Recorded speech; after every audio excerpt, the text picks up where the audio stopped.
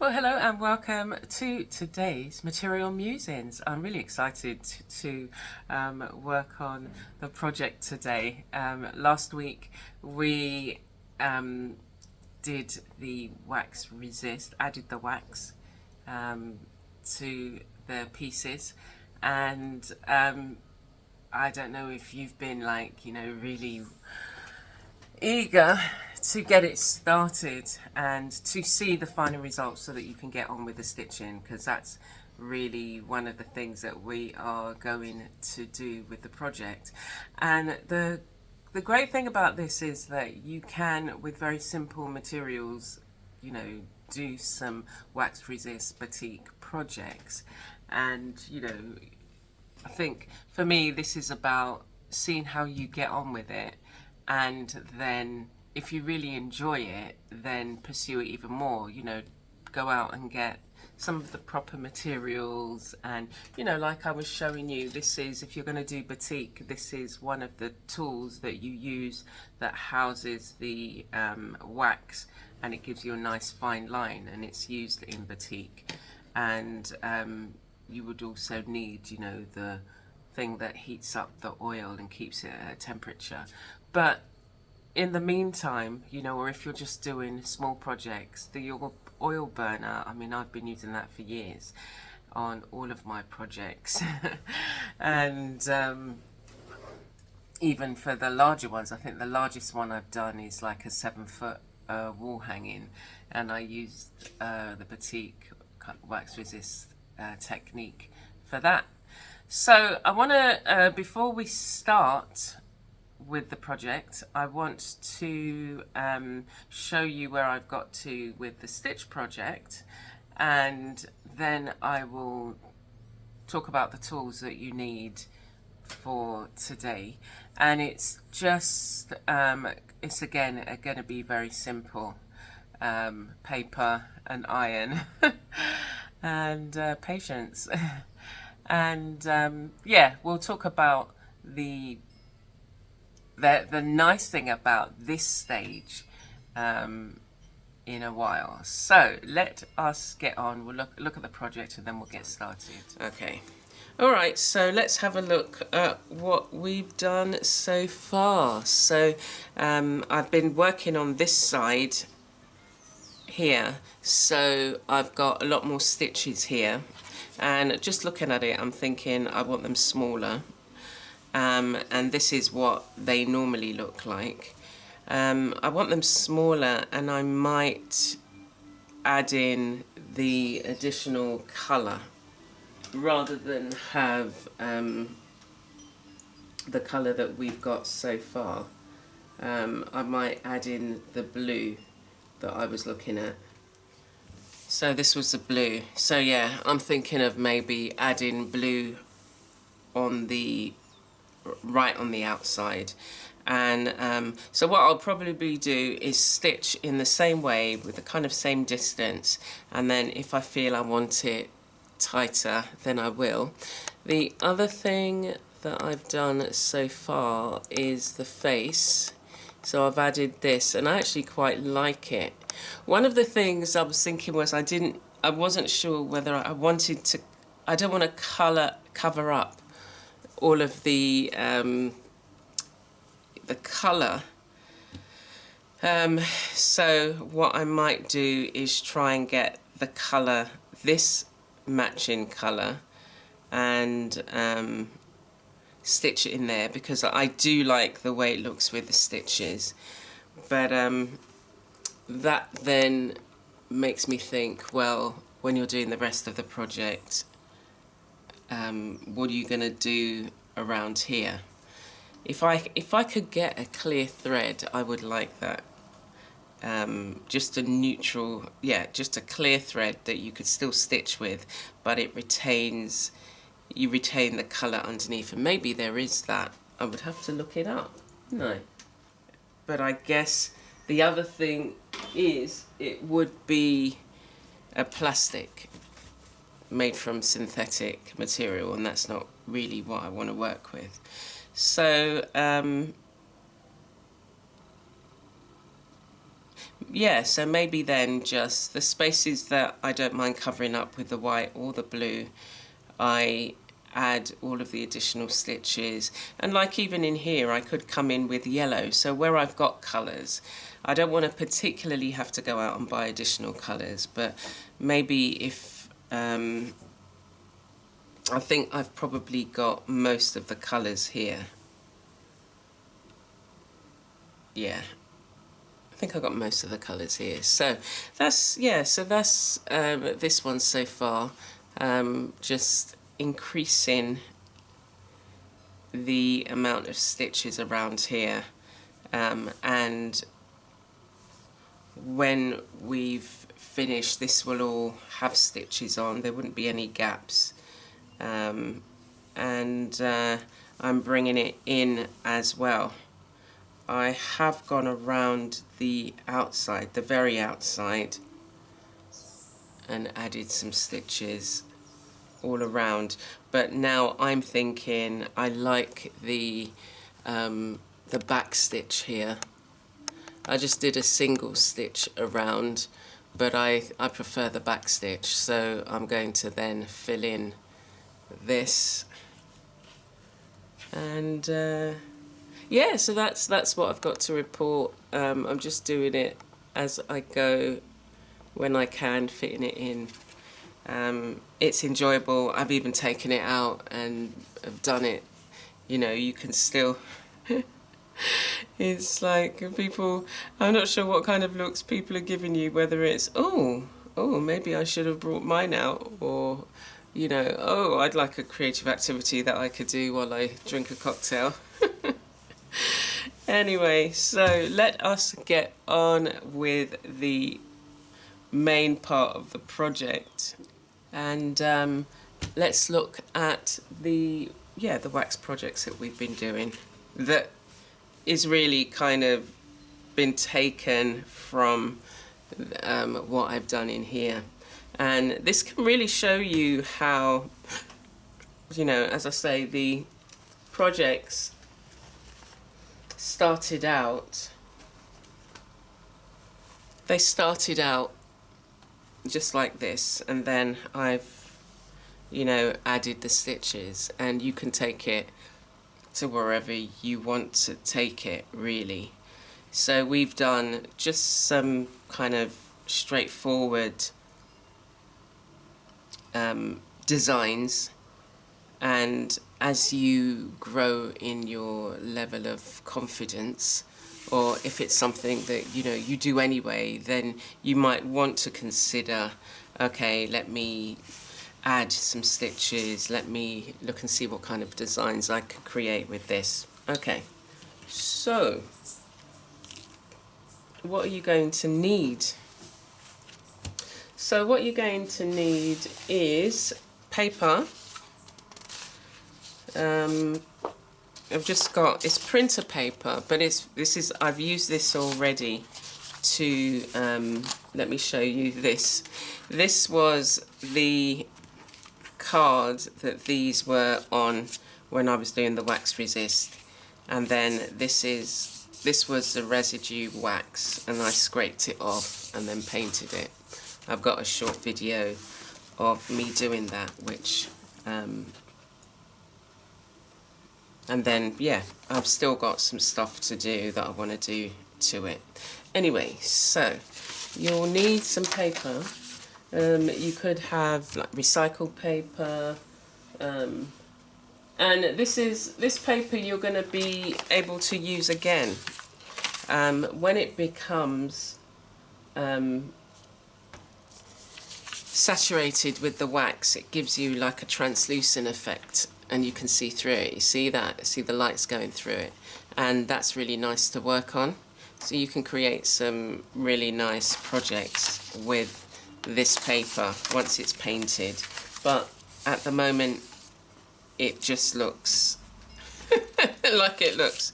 You need an iron. I've got a big one here. This is an old iron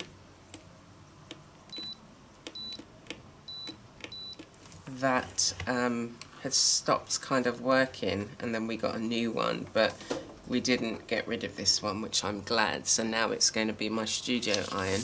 I'm going to see how much I can scrape off initially with my palette knife.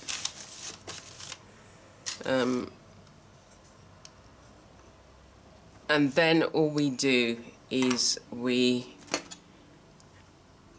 use the iron to heat the paper. We're going to put it on top like this and heat it, and then this is going to absorb all of the wax. So I'm going to see what I can just gently scrape off. You have to be careful. I ripped this trying to see if I could do it. Yes. So maybe, so right, okay. So pull the palette knife towards you rather than away from you. And in this way, you get to keep some of the wax. You can reuse it. So you want to do it at an angle so it's not going to tear the fabric. And we're just going to go round just very gently. And while my iron heats up,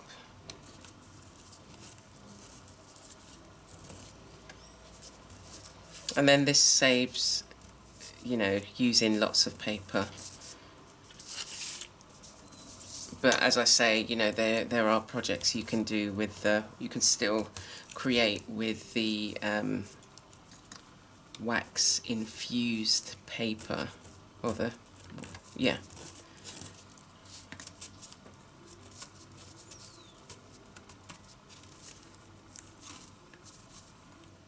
Right, so yeah, this is obviously, the longer you leave it, everything's nice and dry. You just shake some of this off. You see how much wax that is. Again, this is, yeah, just one of those projects that, you know, you're not having to use that much, and you can recycle. I recycled the wax from a candle. It was an old candle, and I mainly use essential oils now. I don't use like scented candles because they've shown to be not good for you, to breathe in the fumes. And you just have to be careful, even with this, just to make sure that, you know, you're doing it in an environment that's ventilated.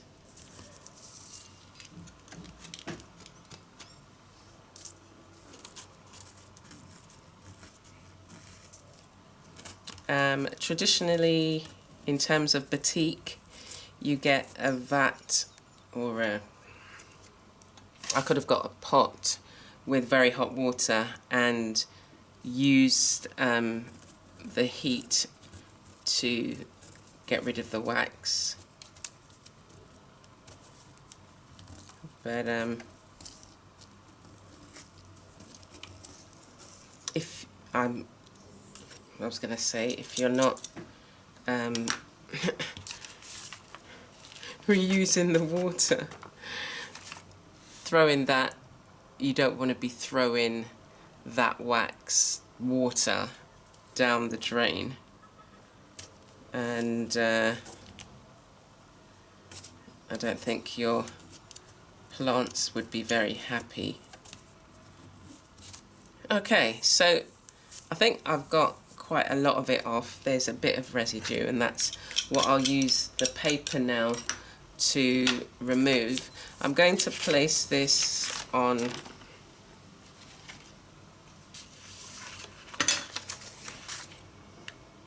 card.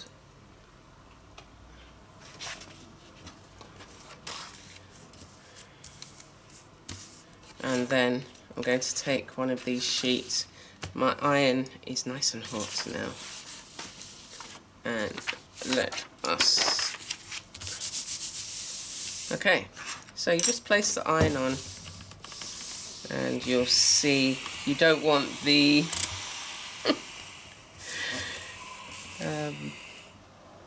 steam, so you just really want to allow it to heat up, and it's transferring the wax from the fabric to the paper, and then you get, if you can see just there, you can see that then transfers it. And let's see the fabric itself. So it's, yeah, a good idea to try and take some off. I'm going to do it again with another sheet.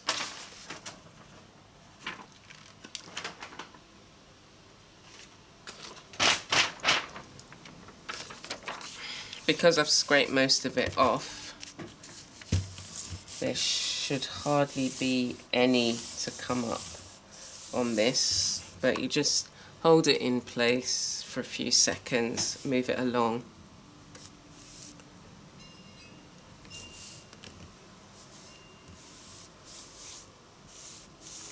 Okay, so that's the first one, and some of it's transferred onto the card, which is fine because, as I say, we're going to use, I use these, I recycle them. So that is our first wax resist that we did. Do you want to come in so you can see it a bit better? There we go. I think it looks quite pretty. And so, you know, you could then decide however you want to stitch this, and we'll do that in a minute. Let us go for the next one. So this is our other one. And let me see how much I can take off.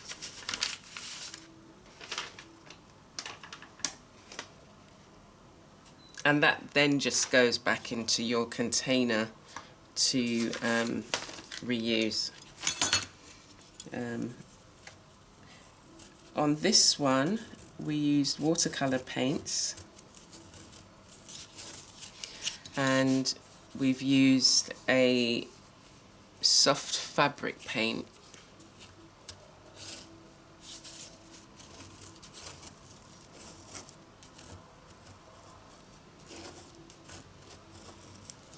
Okay.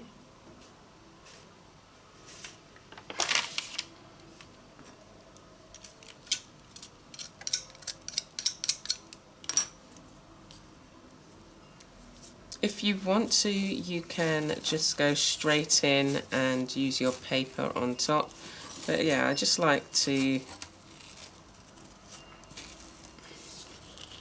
scrape off as much as I can first, and then without, you know, damaging the fabric.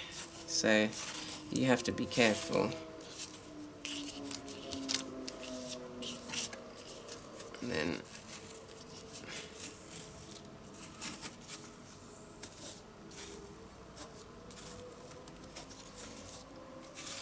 with this one, when I was doing it,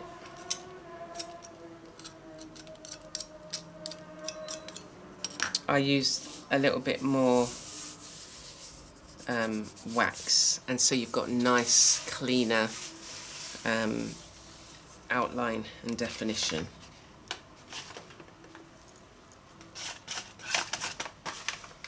Okay, so I'm going to get my paper. My iron's already hot, and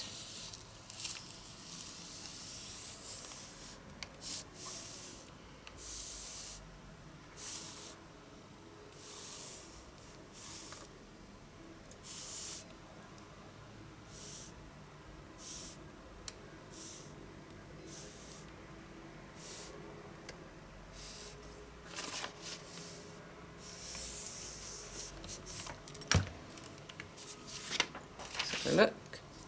Yep. So it feels as light as we've started. Okay. When you, dependent on the thickness of your fabric, like mine is quite thin, but it now has like a certain weight to it, which is quite nice, and that's because it's been infused with the wax. What I am going to do is just go once more over it, and then we can move on to the next stage. So I just need another bit of paper. It doesn't matter if it's paper that's, you know, got something on it. So I'm just gonna rest it there for a couple of seconds and keep moving it around, and that will just take off the final, any final bits of the wax.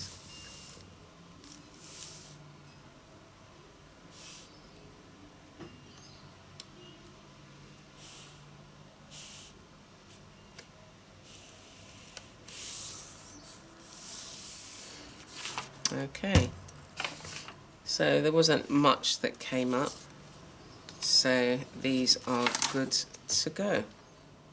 Okay, so now what we need to do is decide what we want to do on the piece. So sometimes what I like to do is to, let me just come out slightly. What I like to do is either just stitch on it. It might be a piece that you just think, I just want to do some meditative stitching. Now I've got this colour, and it's just, and I'm thinking that's what I would like to do with this one. What I might do is cut it. I can either cut it here or along here. And then this one I would like to go around the outlines and just do some stitches around here. Maybe see how I feel. And as you can maybe see, this is the tulip. It's pearlized, so we've got a nice little shimmer with that particular paint, and they do a whole range of paints like that, and I guess you could mix it with others, and we've got a little bit of the pearlized glitterish effect where I've done the watercolour. So this was watercolour on fabric, and as long as you're not dousing it in water, and you know, I'm not going to be washing these, so it should be fine, and because I've ironed it, the colour should have set. So I'm going to think about a colour to use. I'm looking at these two. We've got a kind of like a pinkish colour here, and it's pink and red. It's a length of, so the colour changes. So I'm thinking of just using this one. It will go with both because they've both got pink. Well, this has got red and this got pink. So I'm going to cut off a length, and I'll be using maybe 2 strands on this. And so I think I will tackle this one for this week and just do some meditative stitches.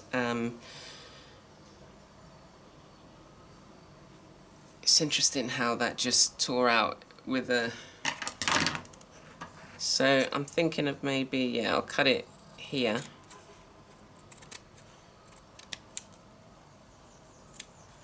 Like so. So we've still got a nice width. And even though I've cut it, it makes it 6.5 by 6 now. So I'm just gonna get a needle, kind of fine one. This will do.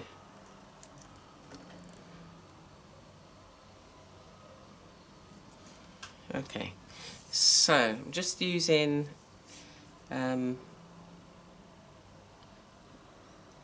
see the size of the needle, the eye of the needle. So yeah, I'm gonna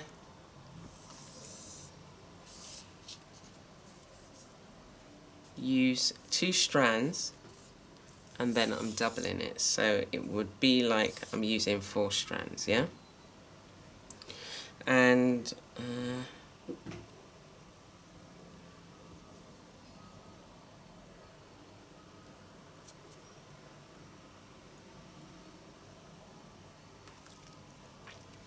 I was watching, I think it was this post, and it was showing this automatic needle threader.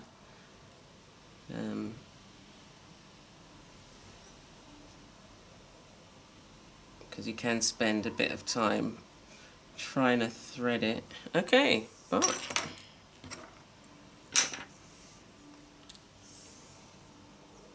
So, you know, do leave any questions you may have in the chat as we work on this.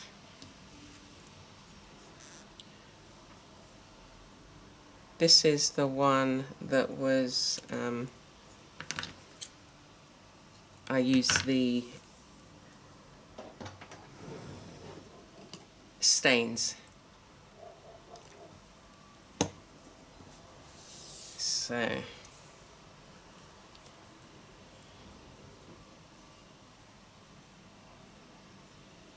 So I just usually put a knot at the end, and I learnt this new technique for creating a knot, because normally I'd be like this, which, you know, you can do that. This way it seemed just a bit more a little bit more less fiddly. So you go, you hold the end of the thread. I mean, you all might know this anyway. So you hold the end of the thread in one hand, place the needle on top. Let me come in. Okay, so we got the thread there, place the needle on top. We're going to go round once, twice, and then I'm going to put my finger on where I've gone round, and I'm going to push the needle through, keep holding on and keep pulling, and it gives you a little knot there. Okay, now we've threaded our needle, I sometimes use some beeswax.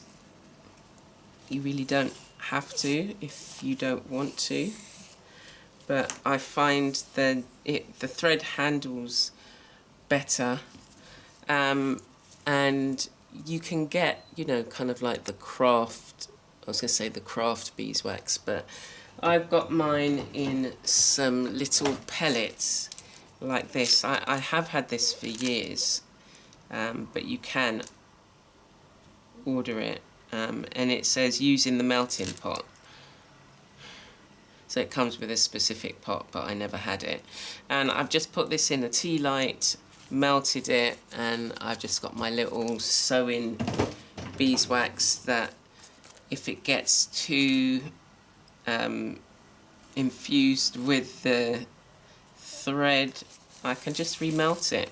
Okay, so we've got our beeswax, we've got our piece. So I'm just gonna be doing straight stitch, backwards and forwards, backwards and forwards. And it's just really a nice meditative stitch, I find, that I think with the inclusion of the pattern underneath, I think it's going to look quite nice. And then you've got it's a pink and a red in the thread. Okay, so literally just going straight backwards and forwards. And I'm looking at this and thinking, maybe I don't need 4 strands, so I'm just going to use the 2 strands. I'll show you how I do it. So I'm snipping off the end that I've just created. Yeah, there's such thin material, I don't think I need 4 strands. I'm just literally... Anyway, so we separate them.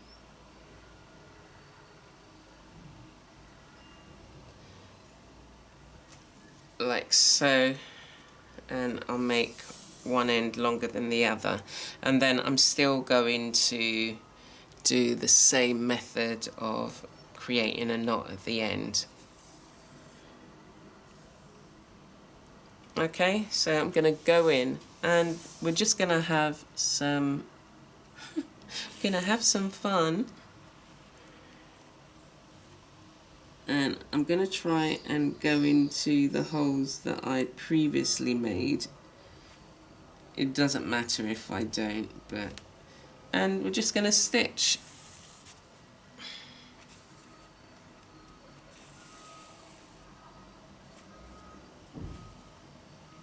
Now if you've got a small embroidery hoop, you know, just do whatever you would like to do as you stitch.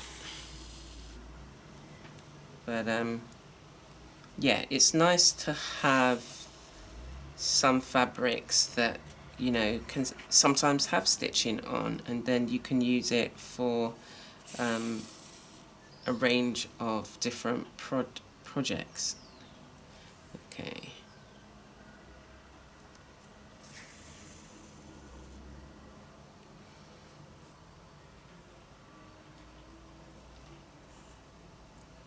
I'm feeling to go all the way round.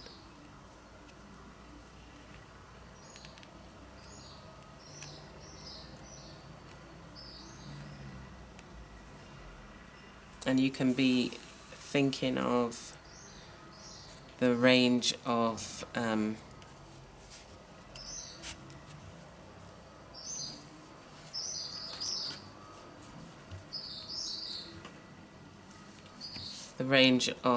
different patterns you can create.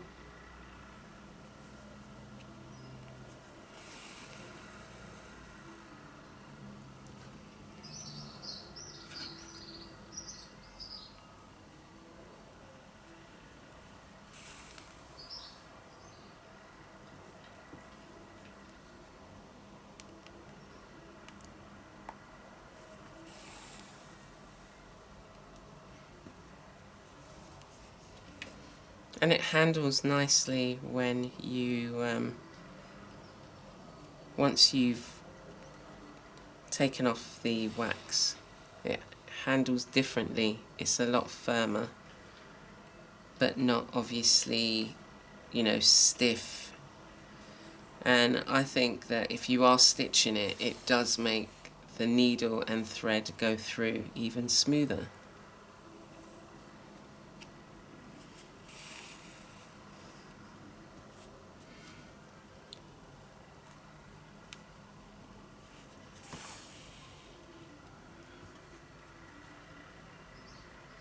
So remember, if you have any burning questions, do either, if you're joining us for the premiere, then you can, I will answer immediately, but if you're watching the replay, then leave it in the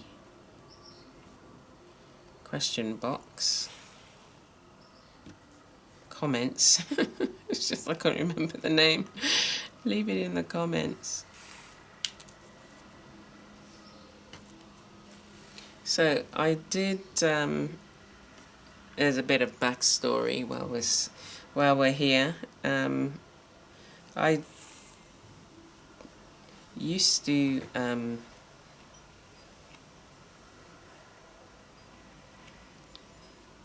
we learnt embroidery at school. We used to have, back then, they had home economics, and I can't remember whether it was under the home economics banner or whether it was, just separate. But yeah, we learnt sewing. I think we did crochet as well, and knitting. I didn't particularly like knitting, and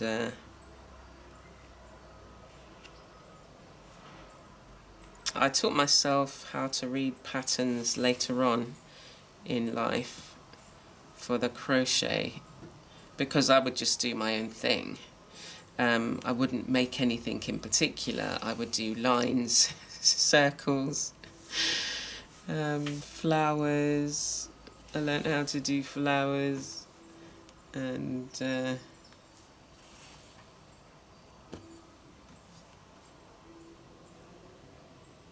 I still haven't made a garment. I'm not really interested in making a garment, I say now, but I've learned that you just have to keep yourself open, because you never know when the mood might take you.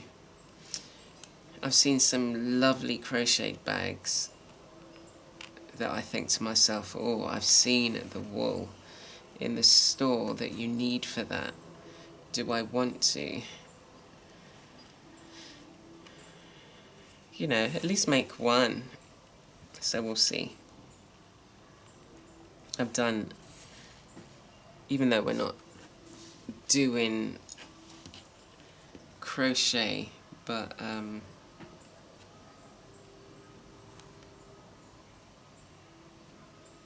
yeah, we learnt how to do a variety of stitches, which I never did when I got older. And it's only in the last, say, 5 years that I decided to get into it. I found that it was really relaxing, and I could just focus on what I'm doing, and my mind could wander as well. I could just, relax in it. And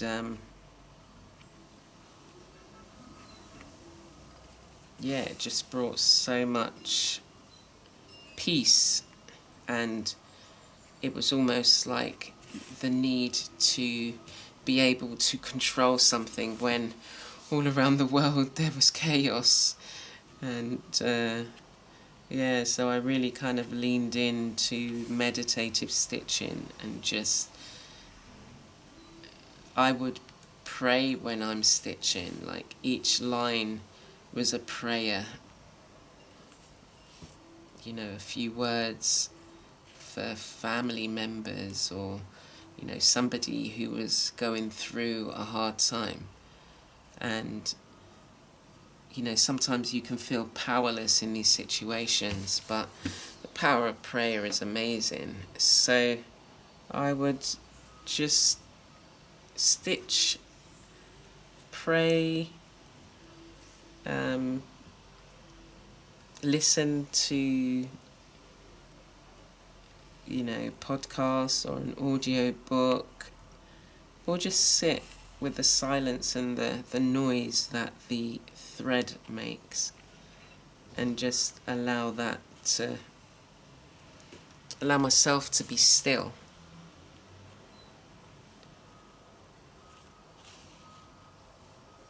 And just that kind of the whooshing sound of the needle going through the fabric and the thread pulling against the fabric.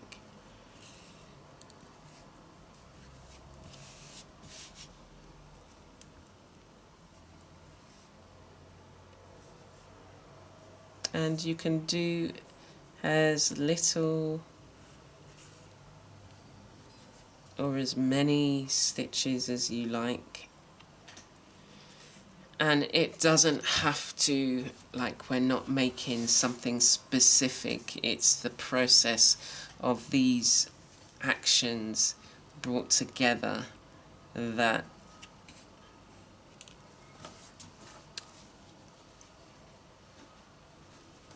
can really,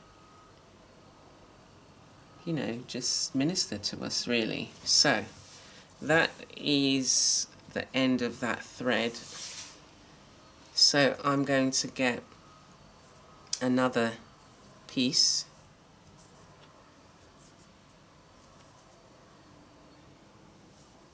At some point I need to unravel. Oh, okay, cool. Oh, no, I've got the pieces that I'd already done. Right. Okay, so I'm going to get one strand this time. And thread the needle.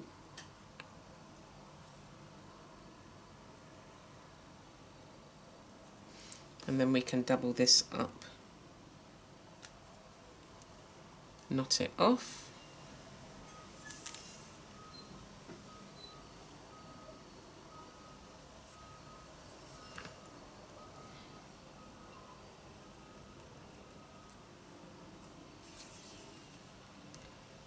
Okay, and I'm going to take my wax and I just pull it through the wax like so.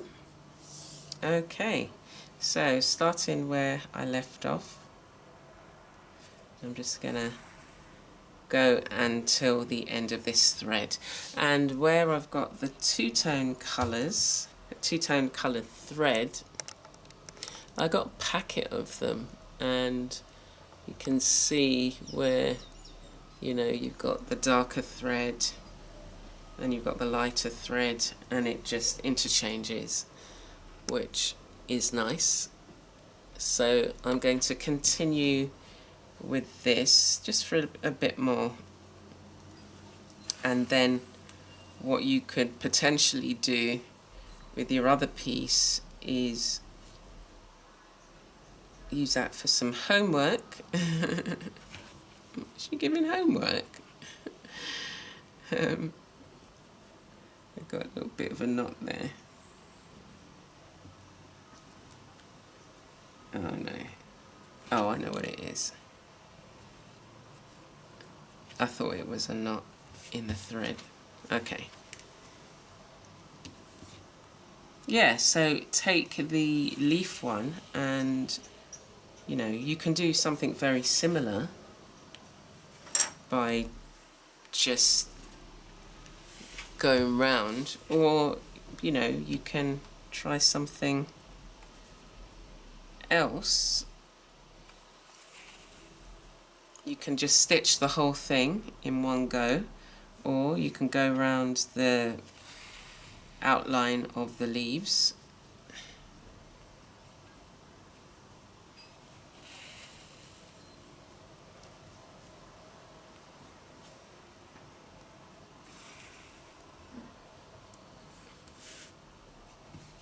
So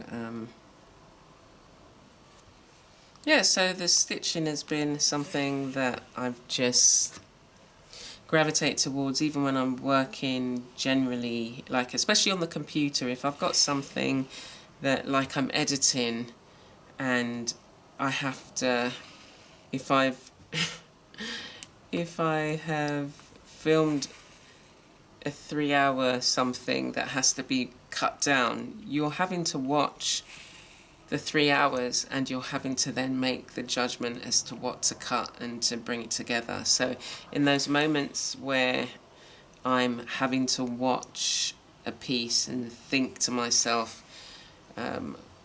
what do I need to change here? I'm stitching, and I've just got a little project that I can, if I can add a few stitches as I go along, then that satisfies that it's like I enjoy doing the editing, but I get bored for some reason. I get tired as opposed to bored, so I need to be doing something, say with my hands, and then I'm able to keep my focus. It's a weird kind of feeling. Well, it's not really a weird feeling, it's just as I think it was over the past so the past year, I found that that's helped me, having something that I've got going, stitching helps me. And then obviously you're killing 2 slugs with a stone. We don't say birds here because we welcome the birds in the garden and they nest here, so I no longer say that phrase. The slugs, we can get rid of them. They do a lot of damage. Okay. Yeah, so I find having a stitch project on the go is useful, and I've even been finding now that taking projects with you, especially when you're just kind of like you're sitting around relaxing, because I find this relaxing anyway. So if you're like, say, with friends or whatever, you could have a project on the go. You're sitting there chatting and chilling out, so why not have that creative project on the go, a stitch project. Okay, so we've come to the end of that thread. I'm going to do one more just to fill this up, and let me just tie this off.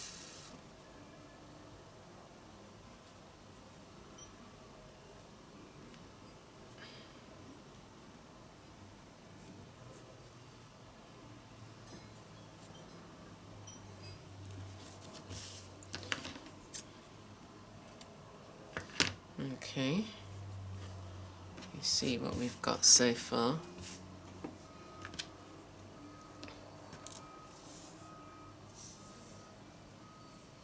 Do you know what I'm feeling? I'm feeling a white thread,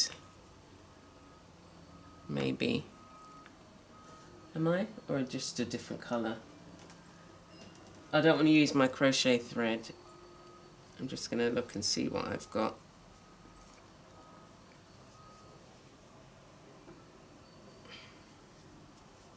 Alright, so we're going to keep on with what we've got. Just finish off this. And okay, so this looks like the last thread there.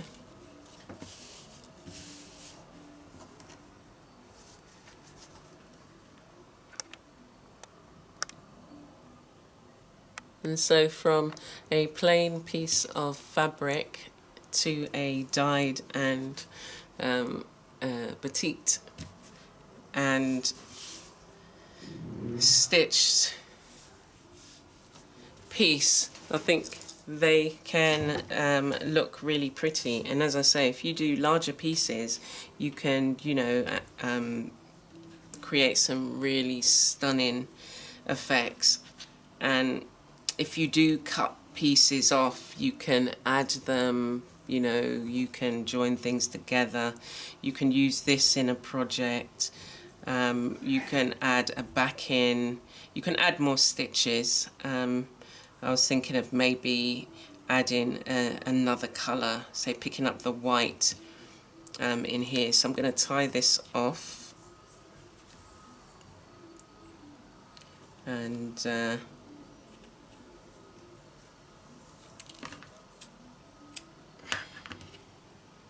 you know, so even the bit that was cut off is not going to be wasted. I think that would look really nice on, you know, another piece. And if you want to cut them up as well, they make they would make some really nice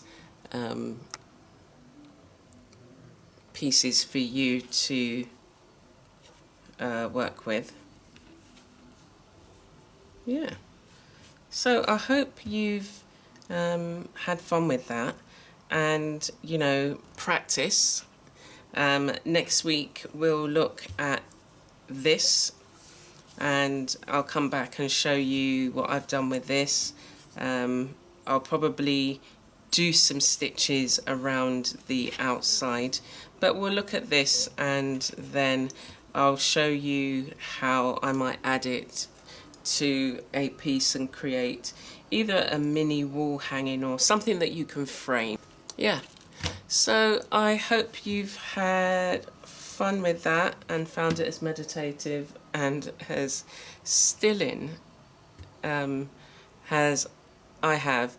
And I would say that if you can have just a few small projects around that, if you do need that kind of relaxing or quietening, or you just need some peace, you've got something that's enjoyable and that you can get on with. So yes, I look forward to seeing you next week. We're going to see the this particular piece. Let me come out.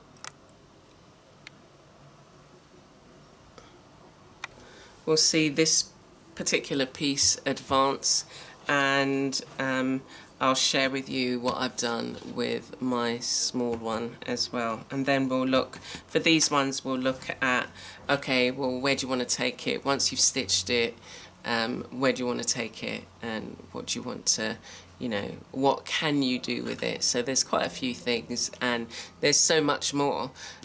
So I hope that you join us, and that you have fun in the process.